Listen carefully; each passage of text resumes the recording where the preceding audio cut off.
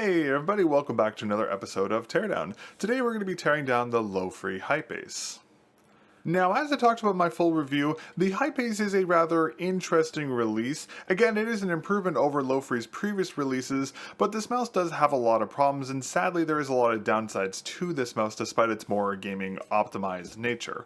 But on the plus side though, while the mouse isn't the greatest, there is a lot of really interesting potential to this on-frame design that they're utilizing here on the Hypace, and I wanted to talk a little bit about that today as well as go through a full disassembly and reassembly process for the mouse. As you can see here on the bottom, most of the mouse is actually completely empty, so there's a lot of modding potential for this PCB. So I want to talk about that and of course a bunch of other things in today's teardown video. But before we get into it, as always, you will need a couple things to do your teardown. Firstly, having a precision set of screwdrivers will be very helpful for this teardown, and just like we saw with the HTR Pro, you will need a screwdriver with a thinner stem like this in order to get out two of the screws on the inside, but I will talk more about that in a moment. Also, having somebody to keep track of your screws like an ice cube tray or a magnetic mat is highly advisable, and having a cloth or something to keep your mouse in place as you do your teardown is also going to be very helpful. But once you have all that, you're ready to go ahead and tear down the Hypace. Let's go ahead and get started.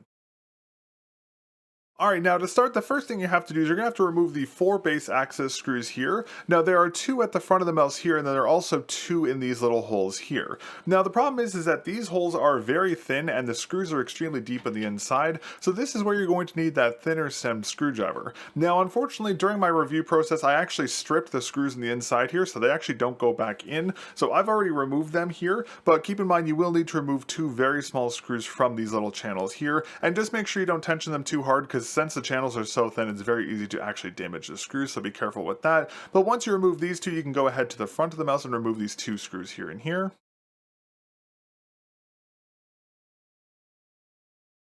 And then with the screws removed, you can go ahead and remove the base PCB, and you can do this by pushing out from the top here and pulling from the back, and you kind of have to angle it out a little bit to get it out, and the scroll wheel will probably get in your way. But with enough finicking, you can probably get it out just like that. Now, in doing so, the scroll wheel will probably come out because the scroll wheel gets stuck in the top shell here, so that will happen quite a bit. Don't worry about that, but you do need to be mindful of this tiny little ribbon cable here. So we'll flip the mouse over, and from this side, you can gently raise up the 2 sides of this connector here, and very gently pull out this ribbon cable. And once that's done, you can take the shells apart. Again, the scroll wheel will almost certainly come out of this when you do this, so just go ahead and reinstall that to the top shell for now, and we will talk more about that in a moment. Now with the top and base shell removed, we'll go ahead and put the base off to the side, and let's talk about the top shell first. Now this is where the Hypace is very interesting, as this is where this on-frame design comes into play, as the base here is anchored to the magnesium frame, and then all the outer pieces of the mouse are anchored to said frame. So as I talked about in my full review, Lofree could do some very interesting things with this mouse and make this a semi-modular mouse by adding on different kinds of side pieces or top pieces to make the shell better, as the current execution is unique to say the least. But aside from the potentials of this on-frame design, let's go ahead and remove our side button PCB, which we can do so by removing the base access screw here and the one at the front over here. And then with those removed, we can go ahead and take a finger and just pull up on the side of this PCB, and it will come right out of the side shell just like this. And here we see the ribbon cable, which again is a more fragile design, but it does have connectors on both ends, so if the cable does get damaged, it'll be fairly easy to replace. We'll put this off to the side for now. Now the side buttons here are removable, but I haven't been able to figure out how to actually remove them, as they seem to be kind of anchored into the top shell, and I'm a little concerned about actually removing them in case I damage them. But you can see just how loose these are, as they literally just kind of flop in the shell like that, which is why the buttons feel so bad, as I talked about in my full review, is they have a lot of play to them the way they're designed, which is less than ideal. So again, I would like to see these buttons anchored a little better. If the buttons had some kind of anchor that held them in, maybe at the bottom here or here, just some way to keep them better stabilized would be much better, just because due to their tallness and longness, they feel quite poor. Now, the side buttons aside, we can go ahead and remove our main clicks next, which is pretty easy, as we can remove a screw from here and a screw from here. And then next, once that's done, we have to take a flathead screwdriver bit and stick it into the back of the shell here, and under the clicks you want to pry them up like this, and then go from the front, and you want to do the same thing here, like that. And then once that's out, you can gently pull the clicks out of the shell on an angle as you normally do. Again, normally clicks are a little easier to remove than these ones, but due to the mouse's design, they're a little finicky. So again, flathead screwdriver in from the back. We have to go through at a different angle for this one. Press up here to try and remove these, and then same from the top here, just like that. And then once they're disconnected, you can gently pull them out of the shell You do have to angle them in a little uniquely to get them out, but that's okay. Just like that, and they will come out of the shell. Again, a lot harder than normal mouse clicks, but due to the mouse's design, this is kind of to be expected. Now that with the main clicks removed, we can start removing these modular pieces for the top shell here, and we can remove the top pieces that go here and here by removing a screw from here, one from back here, and one from back here on both sides.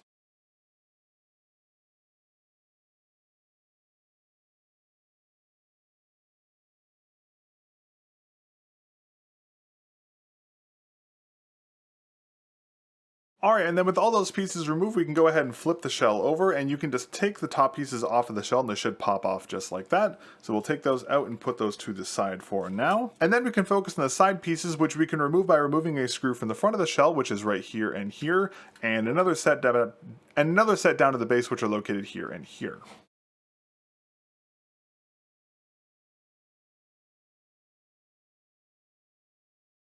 And then there is also a screw on the inside here, and behind the side clicks here we'll need to remove as well. And then with all those removed, we can go ahead and remove our side pieces here, and they'll just pop off from the sides of the shell, just like that. So we'll put those off to the side. Now with everything removed, I want to quickly talk about these side buttons again. Now there is a way to remove them. As you can see, they are anchored onto these little pins inside the magnesium shell here, and they're clipped onto the top here. And if you look at the very top of the buttons here, there is a little clip here. So you can actually remove the button part from the inner framing here, but I can't find a way to safely do this without damaging the buttons, and I don't exactly want to damage the mouse. And the amount of pressure I have to put onto the buttons to even kind of remove them from this is a little too much, and I'm worried about damaging the magnesium shell. So I'm sure there's a way to remove the side buttons, but I don't really feel comfortable doing so because I'm pretty sure I'm going to damage the unit in trying to get these off. So for the sake of keeping my mouse functional, I'm going to leave them installed for this teardown. Again, I'm sure there's a way to remove them, but I just don't really want to damage the mouse in the process of actually removing them. But that's everything for the top shell. Let's go ahead and move on to the base shell next. Now first off here, the first thing we can do pretty easily is just remove the scroll wheel, as its longer design is a little thinner, so we can actually take it off quite easily. And you can do this by just grabbing the wheel and pulling to the right straight out of the encoder, just like this, and that will remove the scroll wheel. We'll put that off to the side. Now before I go on, I want to quickly note that I'm going to go through the process of removing the mainboard from the base shell here, but this is something I don't recommend doing unless you absolutely have to, as in order to get to the other access screws to remove the mainboard, you need to remove the battery, and the battery is adhesive in extremely strongly. And when I took this mouse apart the first time to take pictures of all the internal components, the battery was on so strongly, I actually caused it to spark because I was putting so much pressure on it. So I'd be very, very careful if you do have to do this, and make sure you're using the right tools like a pry bar. Do not use metal, and do not use any other kind of sharp tool, as you can puncture the battery, causing a fire. This is one big downside to this mouse, as the PCB is pretty small and there's a lot of modding potential here, and if you wanted to take this PCB and put it into another mouse, or you have to service something else on the inside to clean it, or even just replacing the battery is very difficult. So keep in mind, I would not recommend doing this unless you absolutely have to, as this battery is extremely difficult to remove. Now to remove the rest of the board, what I'm going to do first is we're going to go ahead and disconnect the battery, and we can do so by just lifting up this little clip at the base here and pulling this off and disconnecting the board here. And then next up, you have to take a pry tool. I'm going to use one of these skate removal tools from X-Ray Pad and get underneath the battery and gently as you can pull up. Again, make sure not to put too much pressure on the battery, and gently pull up to remove its adhesive. Now again, this came off pretty easily, but the first time I had to put a ridiculous amount of pressure to get this battery off, so again, be very careful if you end up doing this yourself. We'll put this off to the side, and with the battery removed, we can go ahead and remove these two screws here and here. And then with the battery housing removed, we can go ahead and remove the 4 screws that anchor on our main board, and they are located here, here, here, and here. And then with those screws removed, we can go ahead and remove the board by just gently pulling up, and you can disconnect the main board from the base housing pretty easily. Now there is a slider button on the bottom here that will most likely come off if you do this, so you can go ahead and take that off. But uniquely, this one is actually a dual-sided design, so there isn't actually a particular way you need to put it into the base shell, which is nice to see. We're just going to go ahead and slot that into the base for now, just like that, and we'll deal with that later. Alrighty, and with everything taken apart, let's go ahead and talk about components and board layout next. Starting off with the side buttons, we have our 1.0 black shell white dot buttons, the arguably overused switch we saw a lot in 2024 and we're seeing popping up a couple times in 2025. These switches are by all means fine, they're just kind of overused, just like the 1.0 blue shell pink dot switches. On the main board here, we have our Kale white blade switches here, which are a Kale version of a 1.0 blue shell pink dot, because they have the same actuation force and a similar click feel here and here. We have our Kale pillar switch here with a cyan top, which is a bit of a unique design. It is a bit of a taller one here. We have our F switch encoder. I can't actually see what encoder type it is on here, but it is an F-switch encoder of some kind. We have our PA 3950 sensor here. Again, this one is modified to have a 40,000 dpi cap instead of 32,000, and we have our Nordic 52840 MCU here. Alright, and now we've gone through components, let's talk about weight next. Starting off with the shells here, we have the base shell with its button here, which weighs around 4.5 grams. We have our top magnesium shell with the side buttons, which weighs approximately 9.7 grams. We have our main board, which weighs approximately 8.9 grams. We have our side button PCB, which weighs approximately 1.9 grams. We have our 250 mAh battery, which weighs around 5.3 grams. We have the battery housing, which weighs around 0.9 grams. The scroll wheel, which weighs around 1.4 grams. We have the ABS plastic top shell pieces, including the main clicks and the rear covers, which weigh around 8.6 grams cumulatively. And we have the side ABS plastic pieces, which weigh around 5.6 grams collectively. And lastly, we have all the collective screws for the unit, which weigh approximately 1.3 grams. Alright, now that we've gone over component weights, let's go ahead and start our reassembly process. First off, we're going to start off with the base shell here. Now the base shell is pretty straightforward. Now there are two buttons here that are removable. First one is the DPI button on the bottom here, which is this unique design here. And we can easily secure this by putting the rounded part of this into the rounded hole in the bottom shell here, and you want to install it just like that. Then we have our power slider here, but as I mentioned earlier, this one is double-sided, so you don't have to put this in a particular angle, which is really nice to see. So we can put this in to the bottom shell just like this, and we're going to orient it to the bottommost position just like that. And then next we can take our main board here, we can flip it over, and there is a little power slider here. We're going to put this into the bottommost orientation here to match the positioning of this slider button on the base shell here. Now this is very, very important to do, as these are very fragile, and if you try and put this in while this is in the wrong orientation compared to this, you can break this switch, rendering your mouse inoperable. So make sure this switch and the base switch is in the same orientation. And once you've verified everything is in the right position, go ahead and flip the board over, and you can gently drop it onto the base shell just like this. Now before you press it into place, just put your finger gently on top and flip the board over, and you want to make sure that this bottom switch is actually working. If the switch isn't working, reseat this and make sure that the bottom switch is on the proper orientation compared to this, but if it's all correct, you should be able to push the board down. It should naturally sit flat, and you can tell that it's in properly as the PCB will be roughly level with these little plastic standoffs on the top of the board there. With the board installed, we can go ahead and re-put in our 4 anchoring screws that go here, here, here, and here.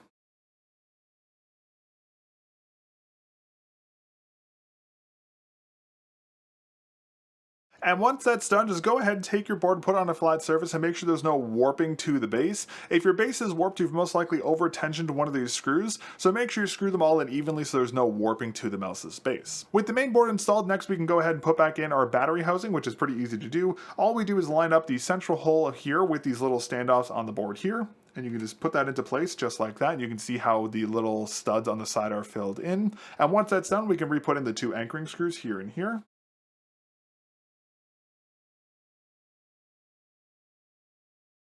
And then once the housing gets installed, make sure it doesn't have any wobbling to it. And then we can take our battery, or whatever battery you want to put inside here, we can place that back into the housing here and just press it down gently to make sure it sits in place. And then we can take this 3-pin connector and reconnect it to the board's power like this, get it roughly seated in, and then just press in the sides with your fingernail, just like that. And then with the battery reconnected, we can go ahead and reinstall our scroll wheel, and we can do this by taking the thin side of the wheel and putting it into this little hole in the encoder here. So we can just gently put this into place and push it in just like this. And that's all that. Now, before you move on, what I recommend doing is flipping your unit over and turning it on if it's not on already, and make sure the little LED indicator is flashing on, and make sure the mouse works on your computer. So plug it in, make sure your scroll wheel works, check your main clicks to make sure they're still functional, make sure the sensor has no tracking issues, just make sure everything is functional before you move on. But once you've verified everything is good to go, you can turn this off, and we can put this off to the side, and now we can start our reassembly process for the top shell. Alright, now the top shell is going to be a little more intensive because there's a lot of pieces to put on here, but I'll guide you guys through the whole process. Now the first part for the top shell is going to be putting back in these side pieces here. Now this is actually quite easy. As you can see, there's this little standoff here, and that corresponds to a little divot in the side shell here and on the other side as well. So all you need to do to reinstall these side pieces is line up this little standoff here onto the side just like that. And with a little bit of playing around, you should be able to get it to sit into place. And then you can flip the mouse over and verify that it's making contact with all of its screw holes at the top here, and then also, of course, the one on the bottom there. And once it's all lined up, you can go ahead and put back in your anchoring screws.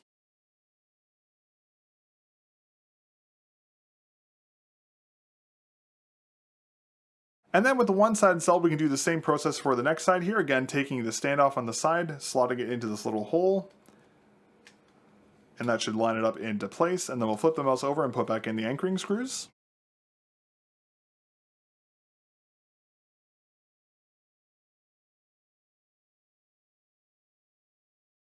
And then with the side buttons installed, next we have to reinstall the main clicks, which is a little tricky due to their installation method. We're going to put the shell click in through the top of the mouse like this, and then we're going to flip the shell over. And then once it's in, see that little stabilizer right there? You have to get this hollow part of the click over that, which can be a little finicky. But once you get in, you can just kind of bend the click over and then push it into place. And then the clicks should automatically kind of seat themselves onto their standoffs, but just take your thumb and press them down to make sure they're in all the way. And then with the shell click physically installed there, you can go ahead and re-anchor it with the central screw that goes right here. But be very careful with these. As always, if you over tension these screws, you can break your main clicks. So be sure to only screw them in until you feel feedback from the screw. Do not over tension them, as you can break your main clicks. And then once the anchoring screw is installed on the center there, flip your mouse over and check your main click, and it should have kind of a natural buoyancy to it, just like this. If your clicks are stuck up like this, they've most likely been over tensioned. If they're stuck down below like this, they've been under tensioned. So just screw them in until they have like a nice natural buoyancy like this. Now we'll go ahead and do the same process for the next shell click here. We'll go put it in through the bottom of the shell like this. And then we want to take it and put this gray piece over the stabilizer like that. And then once the click is roughly over its standoffs, press it down into place just like that. Take your thumb, make sure it's anchored in, and then you can re-anchor the click with this central screw. And then once re-anchored, just go ahead and check to make sure the click still has that natural buoyancy, just like the other one, just like that. And then with the main clicks installed, we can go ahead and put these back pieces back on, and we can do that by just gently putting them over and lining them up with the main click like this, and they should naturally just fit into the back of the shell here. And you can flip the mouse over and make sure that it's actually in properly, as the plastic will fit into these little threaders here for the back piece here, the central one right there, and then of course the one under the click there. And once it's lined up, you can go ahead and re-anchor it.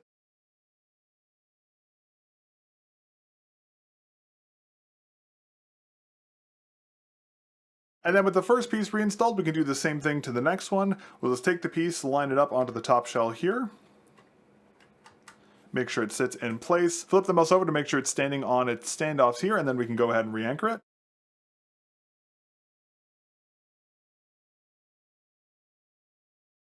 And then once all the shell pieces are installed, just verify to make sure your side pieces are anchored properly. There will be a little bit of a wobble to the shells because they're not anchored to the main board, so don't worry about that. But just make sure there's no creaking or significant wobbling on the shell pieces here. And then once that's done, we can go ahead and re-anchor our side button PCB. And we can do this by taking the PCB and lining it up with its standoffs towards the base here. And it should sit just like that. You'll see how there's the little stud towards the back there to anchor it. And then we can anchor it in by installing the screw here and here. And then lastly, we can go ahead and reconnect the top and the base shells. Now this is admittedly a little tricky because we do have to deal with this very thin and very fragile ribbon cable, which does make this a little difficult. Now to make this a little easier on yourself, you can go ahead and open up the bracket on this little installer here, and you want to pull it into the open position so it looks like that. And then you want to take the cable and thread it into the connector with the gold pieces facing outside. So you want to take it and just gently line it into place just like that. Now, if you get really lucky, it will go all the way in just like that, which is what you want. And then you can take your fingers and gently press on the sides to anchor it into place. And that should hopefully anchor your side buttons. Now, before you re-anchor the top and bottom shells, turn the mouse on and just verify that your side buttons are still functional before you put the shells together. If they're not working, it's most likely because this little ribbon cable on the inside isn't lined in all the way. Again, it's really hard to show how it's supposed to be put in because of its positioning, but just reseat the cable and that should fix your issue. But once you verify the side buttons are good to go and they're functional, turn the unit off and we can go ahead and re-anchor the top shell into the base shell. And the best way to anchor the boards is to kind of lay it as flat as you can into the shell and then just gently push it forward into the top here. So once you have it roughly lined up like that, just press down to anchor it into place. And then you can go ahead and reinstall your base screws that go here, here, here, and here. Now keep in mind the ones here are again very thin, they strip very easily, so I won't be putting these back in because I can't actually get them back in, but you can at least re-anchor the two top ones here.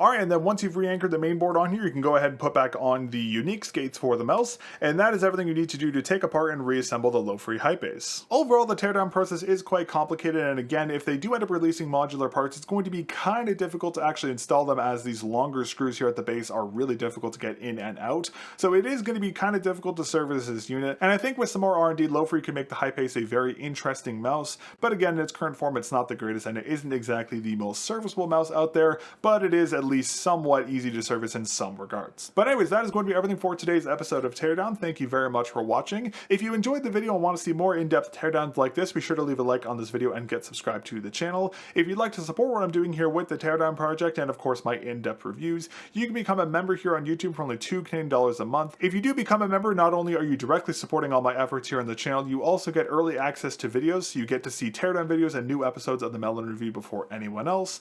Alternatively, you can also support the channel by using code MELON, spelled with a 0, over at Lethal Gaming Gear, Potent Gaming, and Mech Keys to save yourself a couple bucks off your order and help directly support the channel. But that's everything for today. Thank you very much for watching my teardown of the Lofree Hypace, and I'll catch you all in the next episode of Teardown. Peace.